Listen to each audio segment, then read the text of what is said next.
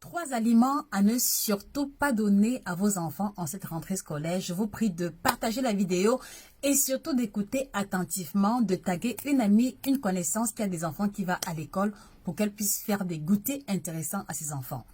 Alors, aliment numéro 1 que vous devez éviter le pain spaghetti, d'accord? Donc, ce n'est surtout pas un aliment à donner à votre enfant en guise de goûter. Parce que l'ingrédient principal du pain, c'est la farine de blé. Et l'ingrédient principal du spaghetti, c'est encore la farine de blé. Donc, si vous donnez le pain spaghetti à l'enfant, vous êtes en train de donner à l'enfant le pain chargé avec le pain, juste que la forme visuelle est différente. Et c'est un crime nutritionnel vraiment de la pire espèce.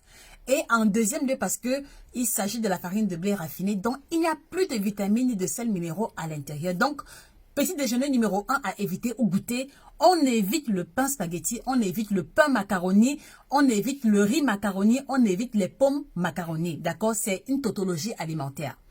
Numéro 2, vous devez éviter absolument les beignets sucre, d'accord? Et ici, ne venez pas me parler de budget, parce que il faut savoir prioriser ce qui est vraiment important. Si vous investissez sur les fournitures scolaires, sachez également investir sur l'alimentation qui conditionne les capacités intellectuelles de l'enfant. Donc, numéro 2, on évite les beignets sucre, parce que vous voyez très bien que la plupart des beignets qui sont commercialisés, c'est à base de la farine de blé raffinée, donc zéro vitamine, zéro sel minéraux, et dessus on aura encore l'huile de friture. Bon, ce n'est pas un problème, mais mon problème c'est le sucre qu'on va rajouter dessus et qui malheureusement va rapporter l'énergie rapidement à l'enfant, et quelques heures plus tard, l'énergie sera au niveau au plus bas. Voilà pourquoi est-ce que vous allez avoir des enfants très agités en classe, des enfants qui manquent de concentration, parce qu'une fois que le niveau de sucre diminue, il y a comme cette espèce de trouble là qui fait qu'ils sont en hypoglycémie et ils manquent de concentration.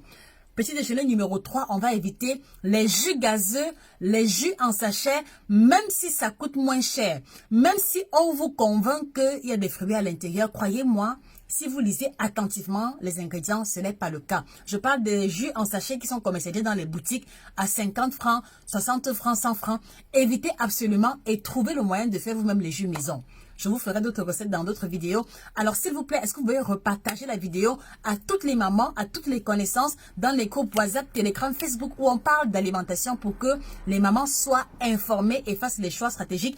Et mettez en commentaire qu'est-ce que vous voulez que l'on développe, d'accord, pour vous, pour l'alimentation de vos enfants en cette rentrée scolaire. C'est avec plaisir que je le ferai pour vous.